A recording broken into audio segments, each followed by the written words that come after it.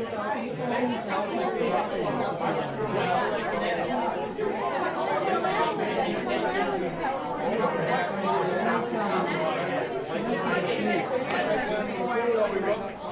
All right, so we're going to talk about strategic storytelling. I know I said that it's going to be quick tips. Usually this is a 3-hour workshop, so it will feel quick to me. I hope you feel the same. I'll try to blow through a couple of points, but before I get started, I kind of want to know what kind of content strategy folks we have in the room. I'll try and shift how I talk about things depending on what kind of work you guys are doing. So are you guys is there mostly a technical content strategy crowd? Are you editorial content strategists? Are you given some weird title like I was at my first job, which was electronic writer editor? Yeah, okay, so all of those things. Most of what I'll be talking about is editorial content strategy. It's going to sit kind of squarely in that realm. Although, I mean, I think that this could apply to if you're doing product content as well. But just to set that up so your expectations will be met. Okay, cool. So the way I like to think about framing this talk is in thinking about the scenarios that we all find ourselves as content strategists or perhaps working in an organization that is creating content. And usually what I found is that someone will come to me and they will say something like, we need a video, or I have to create 100 pages by July. And my first question is always kind of why? Why are we doing those things? That's a lot of the foundation of the work that we do. Obviously, a lot of you are working with things like the 5 whys, right? That's how you think about your work. But what I found is that usually someone will say, we have to do this, and you say, oh, okay, well, you give me my paycheck.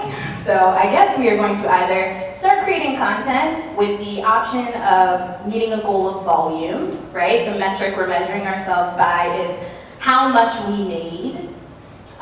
Or we sit back and we say, we're going to do strategy for 6 months and not make anything.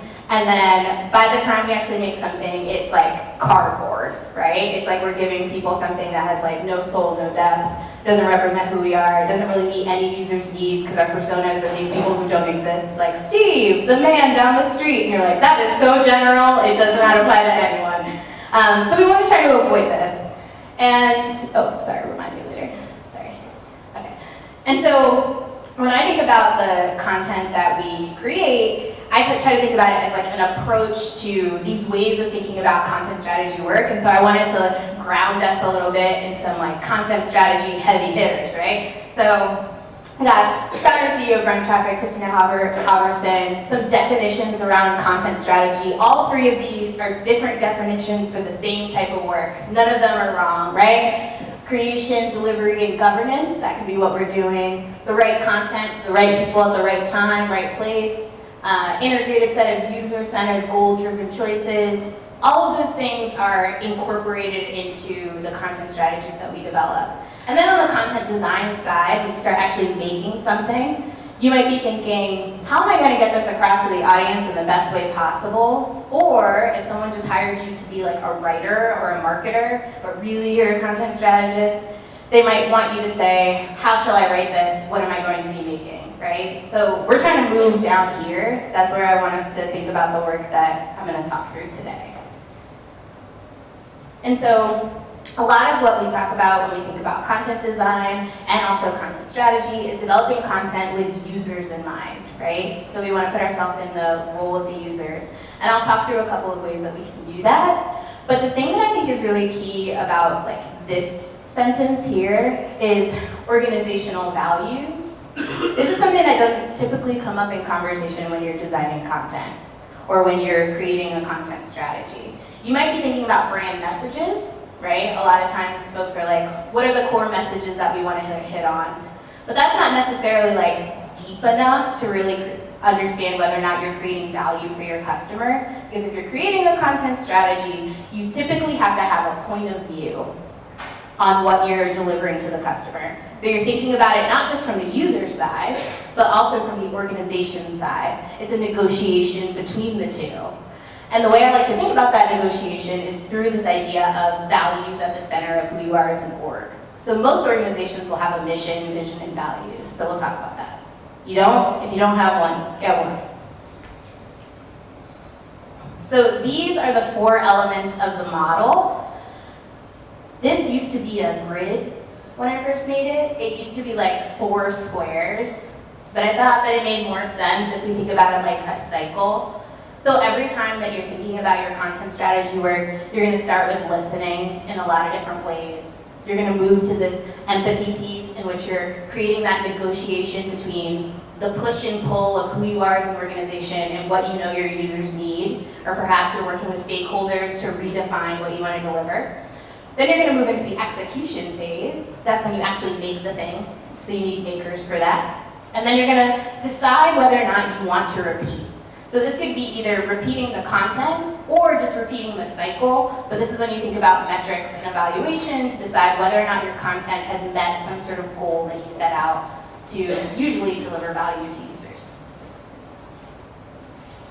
Okay, so when you think about listening, this is, it's usually an active listening process, and I like to break it down into 3 main areas. One is just reviewing available data. Right? Available data that you have. The second one is finding specific sources. We'll talk about the definition of a source. My background in journalism makes me like very sticky about this, this topic. We will talk about that. And then the third thing that you want to do is actually ask your audience.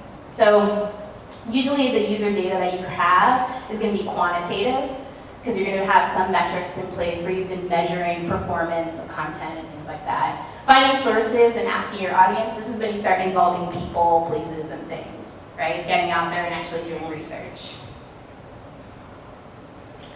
So when we think about the research that we want to review, the data that might be at our fingertips, I like to think about site metrics and content performance, demographic data. This is a good one too. FAQs and customer service questions. What are the questions people are already asking is something that I typically ask stakeholders when I'm thinking about content on the front end. So when I'm thinking about the performance of content, what FAQs can do is provide you white space or gaps in what you're delivering. It means if someone has a question, it means they probably don't understand, right? And then also user behavior and preferences. This is something I used to have to explain a lot when I worked at the university, which was like, we're creating this content on our website, and the experience that 18-year-olds have everywhere else on the internet does not exist here. So we have to look at the preferences that they have elsewhere on the internet. What does content look like that they consume elsewhere, and how can we mimic that in a way that makes it resonate with them? Because you don't want this like very diverse way of creating content that turns people off.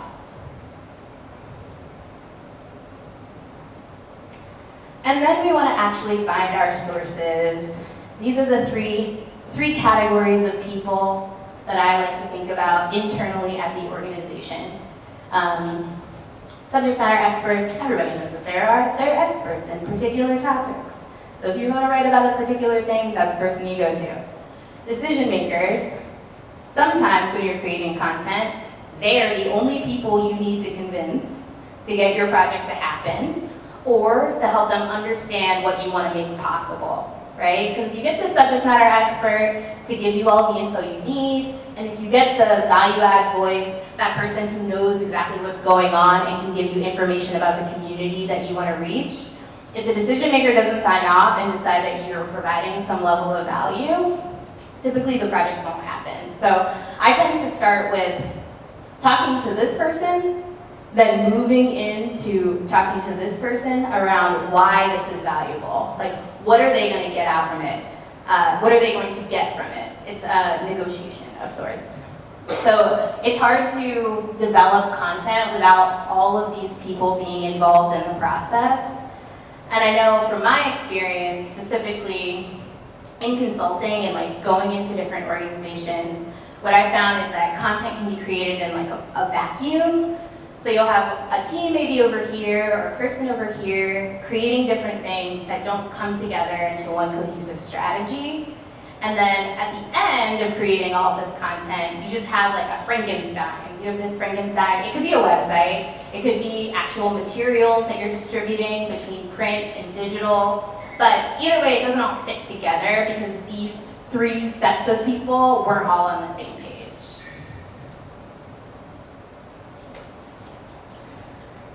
And if you're having trouble thinking about what you're going to do to figure out content ideas, like where are the places that people find content, if you can't directly connect with your community, I like to start in these places. The reason I think about perspectives is that we often think a lot about like where do we have space to play.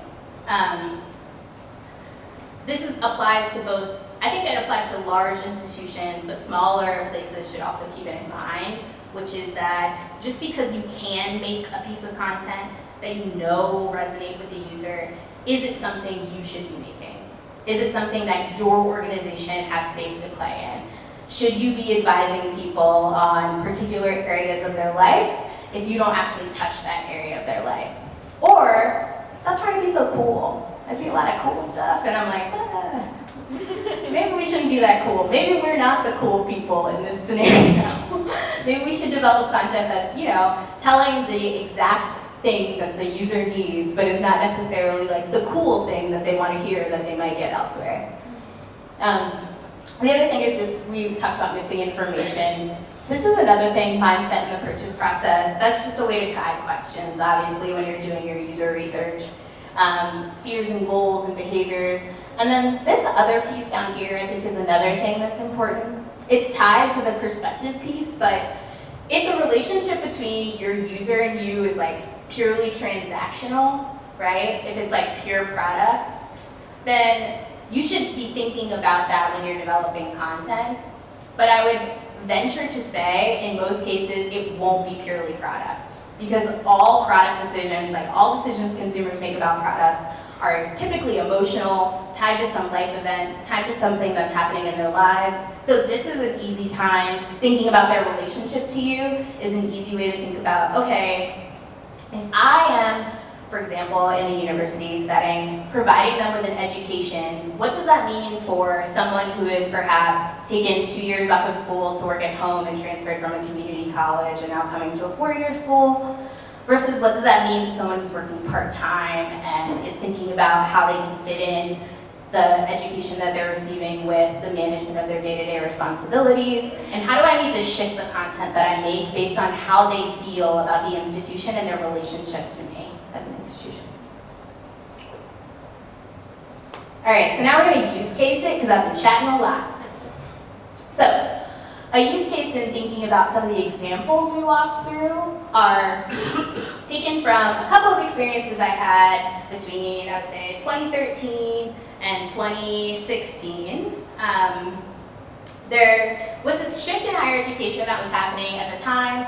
I just started working at a large university, and after that, I started working at a consulting company that mostly dealt with educational institutions. So we were working with like big schools, like Big Tens and stuff like that, on website redesign projects, creating content that would be used to distribute to students and things. And part of what we saw within university communities was that they were growing larger. There were record numbers of students in school, but there was also this really big focus on like stress. So students were highly stressed. I don't know if you guys remember like all the articles that were coming out. The students were, yeah, you remember, yeah? Students were really stressed, and universities were noticing because, I don't know if you know this, but universities are typically in loco parentis. They're in place of the parent when you are in school, so they are very concerned when students are stressed. And so they were trying to figure out different ways to respond to this stress. So if you think about it in the context of our work, it was how do we think about the stress that students feel as a need, and how can we respond to that need? There are a couple of ways you can respond. Some of them are programmatic, right? And a lot of that stuff is written here. But there were different ways that they started gathering information that we had to glean before we created any content in response to the students. So it was about embedding ourselves in the community. We were going to town halls, we were looking at surveys, we were looking at, we were bringing people in to talk directly to students. We were interviewing them one-on-one, just casually. We were dropping in to see what students were organizing on their own. And all of that helped us to understand exactly where they were, like how they felt about the stress that they were feeling, how that might be a need, and how we could fulfill it.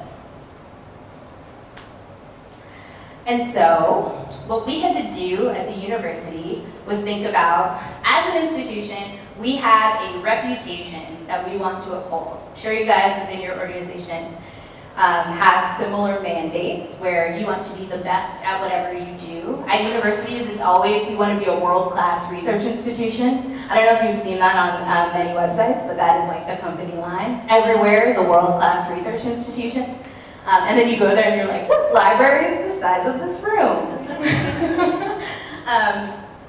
But what we had to do was think about, okay, so students are feeling stressed, we've gathered all of this information, and we have this objective as an institution where we want to present ourselves as understanding what student needs are, providing the resources that are required, and, I mean, frankly, they were just like, we're not meeting student needs, and that's a problem, right? That's like a big problem that we have, and we don't know how to fix it, and we also don't know how to create any content that's going to be responsive. And so, what we had to start doing was outlining audience needs based on the research that we did, and then going back to our mission, vision, and values as an institution, and negotiating the priorities that we had between audience needs and who we were to design a framework for the content that we wanted to make. And so this is how we took the questions that we would ask students and design them into what I would call like need statements, right? So where do I find mental health help for students? I might talk to a student, they're like, I had no idea that we had a counseling center on campus. It feels like they're only open between 2:15 and 2:45 on every other Wednesday. And so we had to take that information and say, okay, well, when they're saying that, what are they really saying? They're saying they need more information about what resources are available. And so we undertook that process of translating this information we had into what the specific needs were that students had. And then we created, or not created, but we went back to who we were as an institution. So I think a lot of the content strategy work, and I brought this up before, that I've seen, tends to live purely in the land of audience need. So it tends to live purely in the land of like users, and doesn't reflect as much on who we are as organizations that are developing content and what our role is in that process of delivering any kind of information. Information is never neutral, right? Like we try to argue that the things that we make are neutral pieces of content that simply just fulfill this need for a pure piece of information. But by like value of creating any piece of content, you have a perspective and a point of view. And so I like to start here. So think about who you serve and your work. So who are the people we care about? What is the work that we do? What are we trying to achieve globally, right? Like, what are we trying to make here? And then what do we believe? You know, not what do we sell, right? That's always there. But if the goal, I'm sure you guys have heard those entrepreneurial talks where people are like, if your one goal is just selling more of the thing, you will fail as a startup, right? There has to be some sort of like higher purpose for what you do. And I think the same goes for when we're thinking about who we are as organizations delivering content. And so this is like how I think about just like a very basic model of audience need and our objectives. So content strategies, you're like, first let's outline our business objectives, right? We're creating a content strategy. What are our business objectives? And then maybe, who is our audience? Who are they? Our audience is this persona. What do they want? Where do they live? Are they between 18 and 34 years old? That kind of thing. And then we say, okay, well, after we have our business objectives, we know who our audience is, how do we fill those pain points? What are the pain points, etc.? And instead, I would argue that it's more about figuring out how do the core values that you hold live between your objectives and the needs of your audience, right? How do my objectives align with my core values? So check yourself. And then how do my core values align with audience needs? I've been in a lot of rooms where this is out the door. Or is it really raised as a part of the conversation? And so this is a basic model of when I'm thinking about stories, before I create a content calendar, snooze, right? spreadsheets, all those things. So before I create a content calendar, before I create another deck with a content retro or an audit to inform the content that we're going to create, I try to think about, okay, we have a goal here. We're trying to tell a specific story that is a combination of our audience need and our business objective, right? And the foundation of what that story will be is our core values as related to a specific content area or theme. And then out of that, we should be able to develop concepts. Not actual things, like not actual articles or pages or pamphlets or videos or social media posts, not jumping to that, but just conceptual narratives that fulfill the goal that we have. And then we'll help the content take form. We'll give the content form after we understand what the narrative is. And so from the use case that we've been walking through, this idea is presented by thinking about this idea of presenting mental health resources, information, and support that improves the student experience. The values that we held here were community and inclusivity. And then the content area we came up with was wellness. It wasn't specific to mental health resources because we realized that issues of mental health are bigger than this idea of a mental health issue. They're physical, they're mental, they're community-based, they're in areas that we can't touch even. And so we had to figure out how do we think about wellness in a respectful way and talk to students about an issue that was specific to their own experience and present content that had a perspective, right? Because it could potentially, if we said the wrong thing in this scenario to someone, saying the wrong thing has consequences, especially when you're talking to students and we know that content is not neutral. And so what we did was we started thinking about, okay, we know that we want to do these things. What are the areas we can touch? Maybe we need to talk about mental health resources and what's available to students on campus. Maybe we need to talk about what students are already doing. And then maybe we also need to think about national awareness. How do we make this feel like not an us problem and make this feel like a global thing that everyone experiences, normalizing the issue, right? How do we create a conversation and add our voices to that conversation, connect the students to that conversation so they felt less alone? And the organizing principles of the model, when we started thinking about the content, were these areas. The audience, the content area, the core values, the source. But then these other pieces here, we had to start thinking about things, okay, well, if these are the narratives we want to focus on, how do we make this feel relevant and timely to the moments in their lives? How do we connect with what they're dealing with on a day-to-day basis? And then, what is supporting research? What's going to help us tell this story? What are the things that we need to connect with? Because we don't hold all the answers, right? Humility in the process. We don't hold all the answers. What's going to help us tell a better story? And so I want to present an example.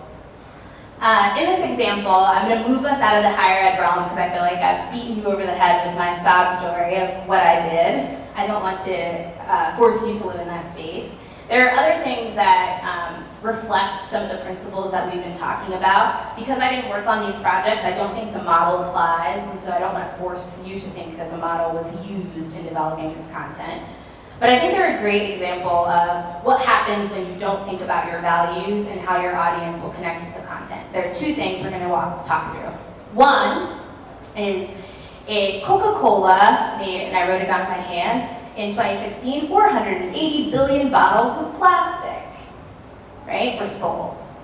And then in 2020, they made a commitment to move toward recycling 100% of their bottles by 2030, using 100% recyclable bottles. I'm not here to judge. But I'll show you the content that they created.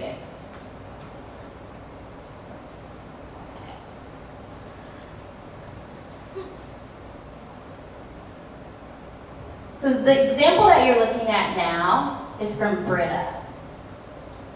Brita made this with National Geographic around the same time as the Coca-Cola campaign that ran. This content was created across Brita's website and National Geographic's websites and was a part of a broader campaign that National Geographic had already been working on called Planet or Plastic. The stories that Britta created were about sharing information around conservation, using less plastic, and also, because they are a company, why this value mattered to them. The thing I like about this is that inherently, Britta is a product designed to reduce consumption, right? It's about helping you to filter your water to make it more drinkable so that you don't have to buy bottled water. The immediate alignment between what they believe as an organization, the partner they chose, and the content that they created for the audience who was creating this content is super clear, right? It feels really honest what this content is. And it has a perspective, because the product has a perspective and the company has a perspective. So let's go to the other example. In this other example,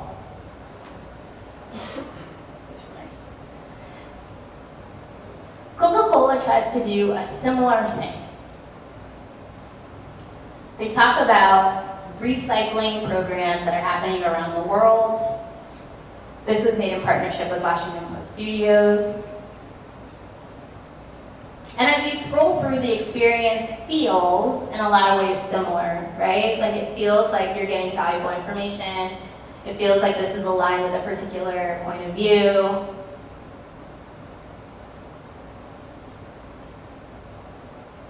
But the timeliness of this was that it was released after about 2 years of articles in which they were being sort of condemned for their plastics use, right? And then they made an announcement, and then they created a piece of content. It's defensive a little bit in nature, right? And it doesn't necessarily, it also has a clear CTA directly to their website, in which they're talking about how they're going to move toward this 2020 sustainability goal and what they're hoping to do. I think this is great that they want to do this. I think it's really good that a huge company wants to move toward a sustainability goal. I think that there isn't necessarily an audience craving content about Coca-Cola and sustainability, so the alignment of audience need is a little bit off. And I also think that if you think about the way the content was designed, right, the last one was like a native advertising kind of approach where they were developing content with a partner who already had a series in play, versus this piece of content was kind of developed in a way where they're driving you directly toward look what we did, we're great, we're so great, everything is great. It's like there's a misalignment between the content that they're developing and what you've seen in practice from the company. And so I think it's a great example of when your core values aren't clear as an institution and you create a piece of content, consumers are smart. Consumers are smart people. When they look at your content, they might think it looks pretty, but if your goal is not to just create pretty things, you have to think about the strategy behind your content and how it's going to contextualize your company in your consumer relationships, right? Or your organizational relationships. Because people think about the content that you produce as a measure of trust. Skipping ahead. So then you actually want to make things, right? You want to build a team. If you haven't already, create some guardrails and then create stories like the ones we just saw. I'm sure you guys don't have a perfect team. Most of the people I work with are on a team of one. And so this is what I would call like an ideal state team if you're looking to fulfill different roles. It's more about core competencies. This is something I've been playing around in my current job, which is trying not to hire for specific job titles, but thinking about hiring, because our job titles are constantly changing, especially in this industry, but trying to hire for core competencies that people have. And so these are the roles that I think are important. Notice that all of these people are people who contribute to the making of the thing, so the stakeholders aren't on here. The guardrails that you need to create, there are many typically. For example, I'm in financial services, so a lot of what we deal with is legal and compliance. Our pharmaceutical friends would probably have the same idea. But there are also guardrails around tone and voice, and then sourcing. The sourcing thing is the thing that I will just spend a little bit of time on, which is about not just who you can tap into internally and externally, but when you decide an institutional point of view, you have to also think about what is considered a fact. If you say something as an institution, you have a subject matter expert back it up. You don't want to say something on Friday and then have another expert say something different in another piece of content. It's contradictory, people will notice. Or a year later, you create something that is also contradictory. We've been dealing with this a lot across a lot of work that I've been doing. And I think it's the journalistic standards of thinking about like hard facts and then making decisions around who your experts are and what gives them value as an expert is a way to make sure that the sources are credible. And then also in creating guardrails, you also want to develop your story mining process. So creating an inventory of your research and existing content. This is how you rule out discrepancies. So not content audit in the sense of let's gather every piece to see if it's good or to see if it lines up with particular themes, but more about like let's gather all of the things that we've been saying and look at what we've been saying and see if there's misalignment in what we say. See if there's like a single source of truth in what we say.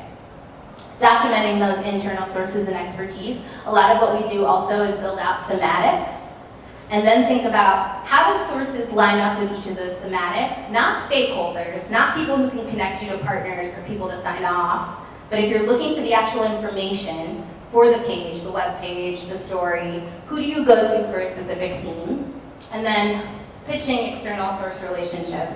I would also say internal source relationships. I've never done a content project that didn't require a roadshow. Cool. This is just a short-term calendar, a timeline of what I would consider key steps in the process.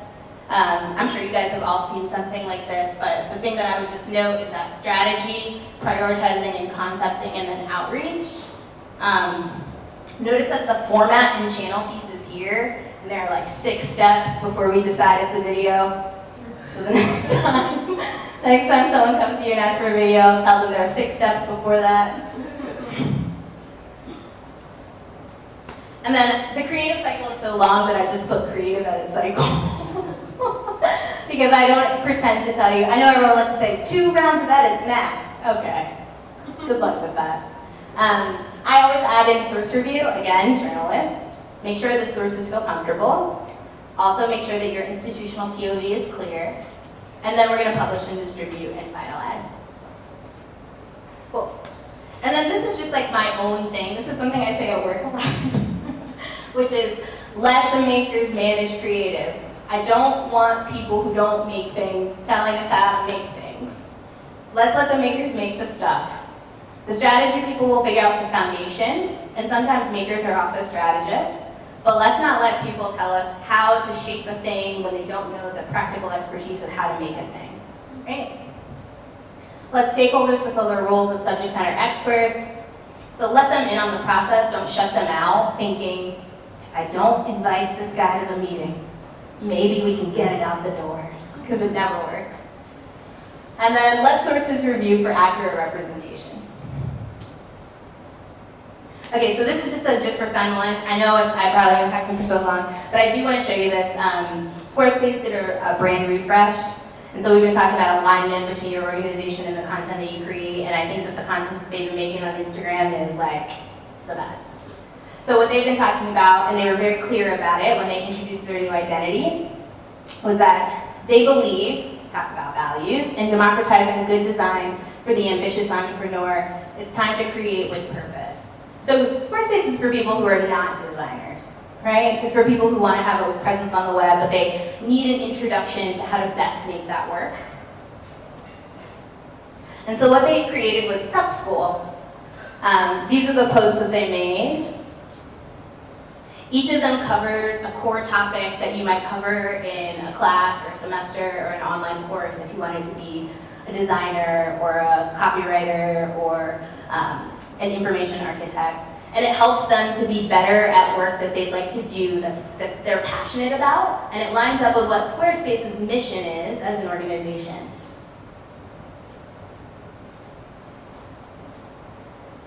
Yeah, it's so good. Cool. And then we'll move to the analytics piece. So the decision whether or not to repeat is always about, like, did we meet our KPIs? Hopefully your KPI is not just about volume, but let's think about digital value. This is usually where we fix our time. People are like, what was the CTR? Where did people look on the page? What did they do next? What did they scroll to? How did they, and it's like, okay. We'll talk about how to make that information valuable, because data is not inherently valuable. We have to assign it value. Refinement of point of view, and then accuracy of tone and voice. So when I think about metrics, these are the types of metrics you might be thinking about, things that people will bring up, right? And then this is the kind of information you might be thinking about: cost or ROI, visibility, acquisition, engagement, resonance, affinity.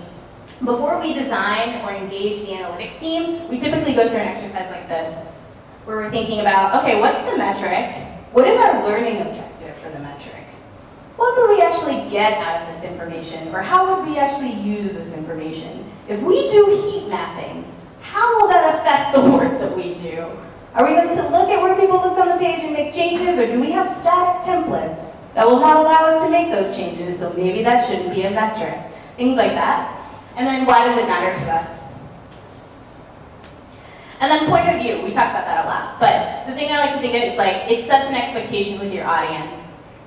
I also added this part after I did this presentation before, because a lot of times when people are talking about storytelling, specifically with the plastics example we were talking about, you think about how you present yourself as an organization as bias, or like point of view as bias, because we've been talking a lot when we talk about copywriting at creating, like, content. People use words like accessible and readable content, and they mean plain language, right? They want plain language so that you're not obstructing the truth. Having a point of view doesn't mean that you're going to obstruct the truth, because there's no way that you still have to select the information, right? So you still have to select the information you present. So if you select the information, no matter how you write it, you have a point of view.